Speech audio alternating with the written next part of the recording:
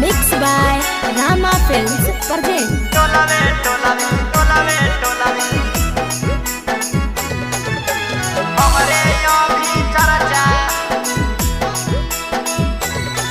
अगे प्यार कैलियो शादियो करबू हो तो कतनो खर्चा। अगे प्यार कैलियो शादियो करबू हो तो कतनो खर्चा। अगे टोलवे चलो हो छौड़ी हमरे यहाँ भी चर्चा। अगे टोलवे चलो हो छौड़ी हमरे नाम के चर्चा। अगे जेलावा से छुटाव छौड़ी भरबौ तोरो खोइछा।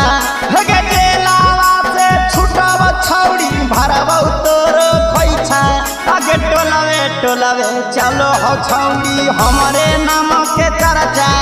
अगे टोलवे चलो हो छौड़ी हमरे यहाँ भी चर्चा। हमरे यहाँ भी चर्चा। हमरे यहाँ भी चर्चा। टोलवे चलो हो छौड़ी हमरे यहाँ भी चर्चा। चलो हो छौड़ी हमरे नाम के चर्चा।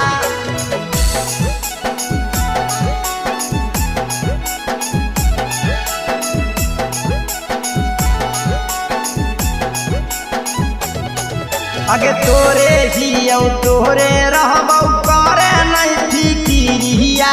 तोही हखी सुने हमर जिए के सहरिया।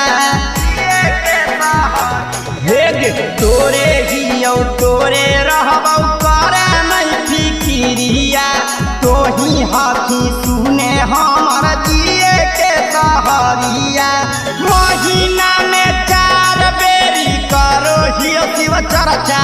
अगे महीना में 4 बेरी करो हियो शिव चर्चा।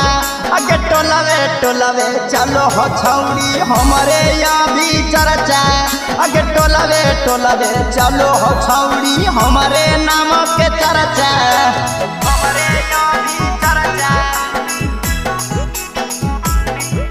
हमरे यहाँ भी चर्चा।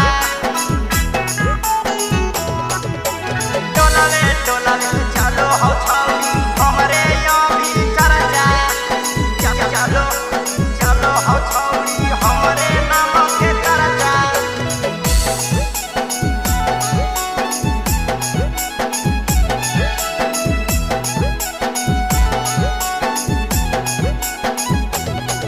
आगे सूरज सरवनवा के राशि में तो ही हखी लिखल गे।